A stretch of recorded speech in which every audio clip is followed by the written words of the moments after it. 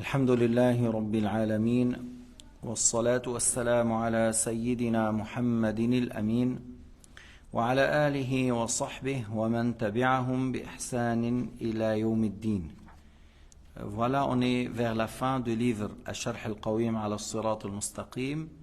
C'est pour cela, Cheikh Abdullah, il va faire une clôturée et après une clôturée pour la clôturer. Alors c'est quelques pages, et le livre là, qui est de 600 et quelques pages, va être terminé parce que ça fait un moment qu'on est en train d'expliquer ce livre dans la croyance des musulmans.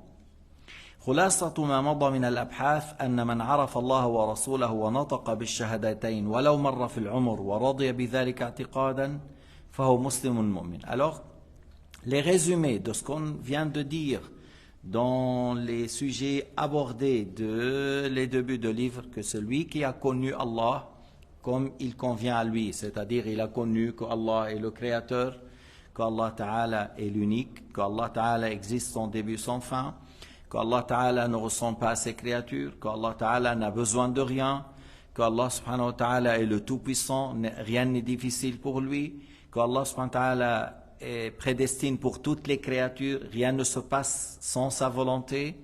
Allah a prédestiné tout, il a créé tout, le bien et le mal. Mais Allah agrée le bien, n'agrée pas le mal. Allah ordonne le bien, n'ordonne pas le mal.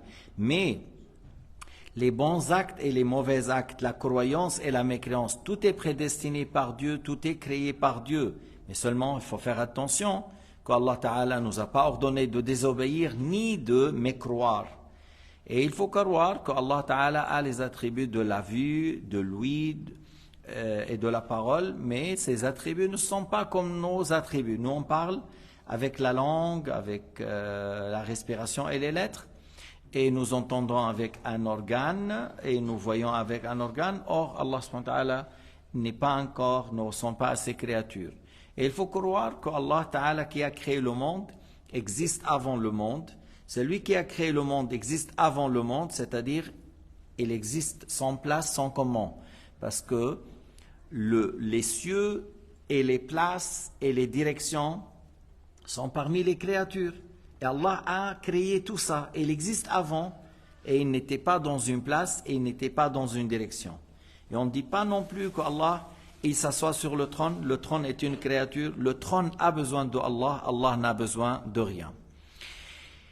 إذن هذا معنى من عرف الله، من عرف أن الله وحد لا شريك له، ليس كمثله شيء، قادر على كل شيء، لا يعجزه شيء، بمشيئته يجري كل شيء، له العلم والقدرة والإرادة، قادر على كل شيء، لا يخفى عن علمه شيء، بمشيئته يجري كل شيء، الخير والشر بخلقه وبتقديره، لكن الله يحب الخير ويأمر به ولا يحب الشر ولا يأمر به. سميع بصير لكن يسمع بلا أذن ويرى بلا حدقة، لأن الله لا يوصف بالأعضاء والجوارح. متكلم بلا حروف ولا أصوات ولا لسان ولا جارحة. والله تعالى كما قلنا حي بلا روح ولا جسد ولا يحتاج إلى خلقه. Encore parmi ses attributs, Allah est vivant, sans corps, sans âme. وقلنا إن الله موجود بلا كيف ولا مكان، خالق العالم كان موجودا قبله، قبل خلق المكان كان بلا مكان، وبعد خلق المكان أيضا هو موجود بلا مكان. وعرف رسوله، il a connu son messager en parlant du prophète alayhi salatu wassalam, Nabi Muhammad, fils de Abdullah, fils de Abdul Muttalib, qui est de la tribu de Quraysh, qui est un prophète arabe, qui est né à la Mecque, qui a reçu la révélation à l'âge de 40 ans, mais avant 40 ans, il n'a jamais menti, il n'a jamais volé, et il n'a jamais adoré les idoles. Sayyidina Muhammad alayhi salatu wassalam, ولد بمكة، بعث بها، نزل عليه الوحي وهو في مكة في غار حراء. قبل الأربعين النبي عليه الصلاة والسلام ما كذب، ما سرق، لا تعرف عنه رذالة، وكان يسمى الأمين. On l'a nommé à l'âge de 20 ans, on l'a nommé l'honnête. Au lieu de dire Muhammad, on l'a nommé l'honnête parce qu'il n'a jamais menti, il n'a jamais volé. Et هذا النبي الكريم، هذا النبي العظيم، لما نزل عليه الوحي دعا إلى عبادة الله وحده. Ce prophète alayhi salatu wassalam, lorsqu'il a reçu la révélation, il a appelé les gens à l'adoration de Dieu seul sans rien lui associer, et il a confirmé le message des messagers avant lui et la religion qui est la religion de tous les prophètes avant, qui est l'islam. Inna ad-dina 'inda Allah l'islam. L'aya signifie la religion agréée par Allah l'islam. وقال في آية أخرى ومن يبتغي غير الإسلام دينا فلن يقبل منه وهو في الآخرة من الخاسرين. Et celui qui adhère à une autre religion que l'islam ne sera pas accepté de lui, et dans l'au-delà il sera parmi les perdants. إذا عرفت أن النبي محمد جاء بالإسلام وهو معصوم من الكفر والكبائر قبل النبوة وبعدها والصغائر التي فيها خصة, tu dois savoir que Sayyidina Muhammad, qui est venu avec la religion de l'islam, est immunisé contre la mécréance avant d'être prophète et après, contre les grands péchés avant la prophétie et après, et contre tout péché qui reflète une bassesse. Que ça veut dire péché reflète une bassesse? Comme le fait de voler un grain de raisin. C'est un petit péché, mais les prophètes ne font pas ça, parce que c'est une bassesse. Comme le fait de regarder une femme avec désir. C'est un petit péché, mais c'est une bassesse. Les prophètes ne font pas ça. Al-Anbiya la yaqa'un fi al-radha'il, la yaqa'un fi al-sagha'ir allati fiha khissa. Oui. Mais en fait, le vol d'une personne riche pour donner à une personne pauvre, est-ce que ça relève d'une bassesse de caractère? Bien sûr, voler un riche, c'est un grand péché. Voler un pauvre, c'est un péché. Voler un riche, c'est haram. Voler un pauvre, c'est haram. Même si on dit visuellement que peut-être voler le pauvre, c'est quelque chose de grave. Mais encore, on n'a pas le droit de voler du bien de riche. Comment il s'appelle celui-là qui volait seulement les riches là en Angleterre? Comment? Voilà, alors là, dans l'islam, on dit c'est haram de voler du riche et des pauvres. Mais peut-être l'autre, il voulait se venger de certains princes qui ont bâti leur richesse sur les dos des pauvres, ainsi de suite. Bon, ça c'est Robin le Bois. Nous, on dit faites attention, on ne vole pas ni des riches ni des pauvres. Celui qui a connu Allah et son messager, et il a prononcé de 2 témoignages une fois dans la vie, il devient musulman. Il a prononcé de 2 témoignages une fois dans la vie, il devient musulman. Ce n'est pas une condition de la prononcer en arabe. إذن من عرف الله ورسوله يعني اعتقد اعتقاد الصحيح. Il avait la bonne croyance dans le cœur. Et il a prononcé الشهادة. Et il a dit, par exemple, en arabe, Ashhadu an la ilaha illallah wa ashhadu anna Muhammadan Rasulullah. En français, je témoigne qu'il n'est de Dieu que Allah et je témoigne que Muhammad est le messager de Allah. Il faut prononcer bien Allah où tu dis, je crois en Dieu l'unique et je crois à Muhammad comme prophète. Celui qui n'arrive pas à dire le ha, il n'arrive pas à dire Muhammad, il dit Muhammad ou il dit Mamet. Comme en turc, là, souvent, ils disent Mehmet.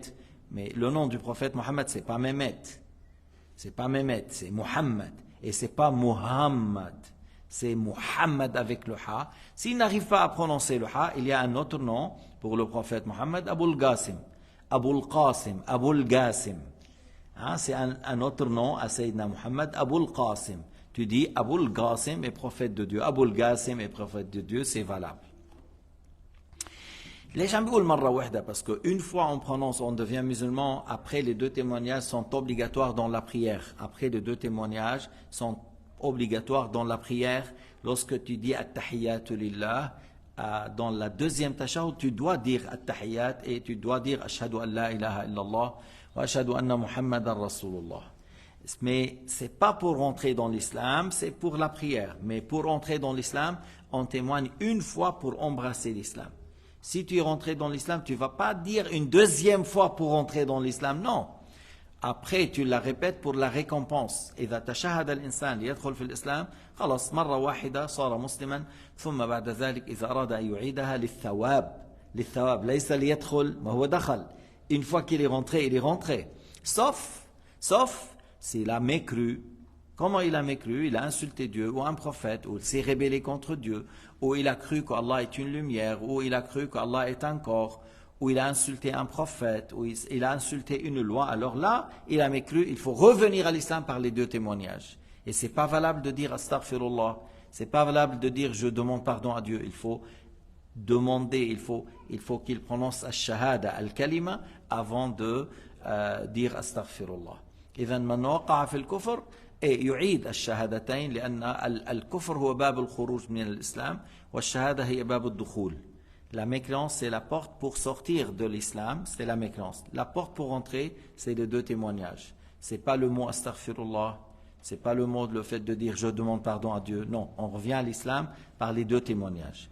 Ça, si la personne a prononcé la mécréance. Mais si la personne n'a pas prononcé de mécréance, il a fait un péché, c'est là où la personne, il demande à Dieu le pardon et il parle le fait de regretter et dire je refais plus. S'il a bu l'alcool, ça ne veut pas dire il a mécru. S'il a mangé le cochon, ça veut dire pas il a mécru. S'il a volé, ça ne veut pas dire il a mécru. S'il a insulté quelqu'un injustement, ça ne veut pas dire qu'il a mécru. Mais on dit il a fait des péchés, il faut qu'il regrette, il faut l'intention de ne plus revenir à ça. Et si tu as agressé un être humain, il faut lui demander pardon à cette personne. Si tu as arraché son argent, il faut lui remettre. Si quelqu'un, je ne sais pas, même à l'âge de 7 ans ou 8 ans, il a volé une tablette de chocolat à Denner, depuis l'âge de 7 ans, et maintenant il est grand, il faut qu'il paye. Même lorsqu'il a fait ça, il est enfant, il faut qu'il paye. Si tu as griffé la voiture de quelqu'un, ou tu as fait quelque chose de dégâts, et lui il a payé 400 pour réparer, même si tu étais enfant, tu dois venir pour lui payer une fois que tu es devenu grand, alors tu viens, tu lui dis c'est moi qui a fait ça et je paye. C'est pas valable de dire Dieu pardonne-moi, mais tu as agressé quelqu'un, tu lui as fait perdre son argent, tu dois lui payer. إذن بالتوبة من الذنوب لا يحتاج الإنسان أن يتشهد ولكن يندم على ما صدر منه يندم يقلع يترك فورا ويندم على ما صدر منه ويعقد النية أن لا يعود. Il y a trois choses pour la repentance d'un péché. Il faut regretter parce qu'il a désobéi à Dieu, il faut faire l'intention de ne plus revenir à ça et il délaisse immédiatement le péché. Et si, comme je viens de dire, s'il y a un droit de l'être humain, il faut aller vers lui. Il faut lui retourner son argent. Si tu l'as insulté par la parole, tu lui demandes pardon. إذا كان حق آدمي تستسمحه إذا أخذت ماله ترده. لكن لابد من النطق مع الاعتقاد. Si quelqu'un dans l'apparence il a dit la ilaha illallah Muhammad Rasulullah et dans son cœur il a toujours de doutes, même s'il a dit 10 000 fois je témoigne en Dieu l'unique, je témoigne que Mohammed est son messager, même s'il a dit 10 000, tant qu'il a de doutes, c'est pas valable. Parce que Allah Ta'ala a dit dans le Coran al-Karim إنما المؤمنون الذين آمنوا بالله ورسوله ثم لم يرتابوا. Les croyants, certes les croyants sont ceux qui ont cru en Dieu et son messager et qui n'ont pas eu de doute. Mais s'il a eu de doute, après ça enlève l'iman, ça enlève la foi. Si au moment qu'il témoigne, il avait le doute, les deux témoignages ne sont pas valables. Il faut avoir une croyance juste et ferme au sujet qu'Allah le Créateur, il n'a besoin de rien, il est le Tout-Puissant, qui existe sans début, sans fin. Je crois à tous ses prophètes, je crois au jour dernier, je crois aux anges, je crois à la prédestination du bien et du mal. Il y a du halal, il y a des choses obligatoires, je dois les faire, comme la prière, la zakat, si j'ai un seuil.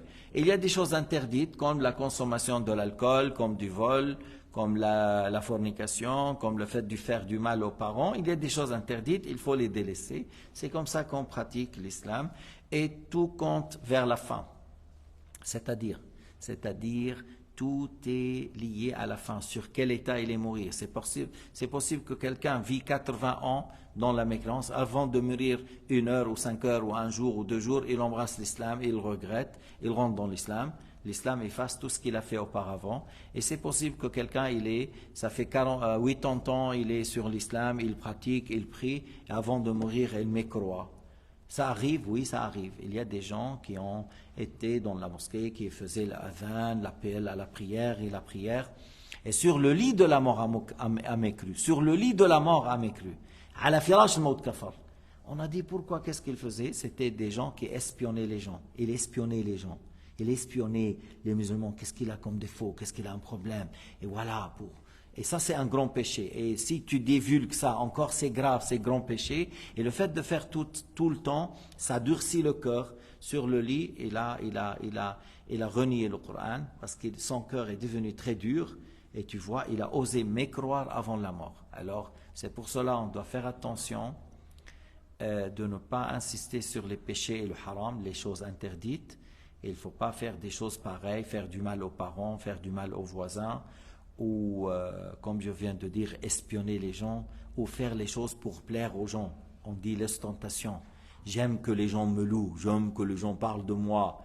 Ou l'orgueil, hein, se prendre grand par rapport aux autres, dénigrer les autres. Tu vois, alors ça c'est grave comme péché. C'est possible que ce grand péché ramène la personne à faire la mécréance. Que Dieu nous en protège, que Dieu nous préserve. Walhamdulillahi Rabbil Alamin. وصلى الله على سيدنا محمد وعلى آله وصحبه وسلم تسليما كثيرا.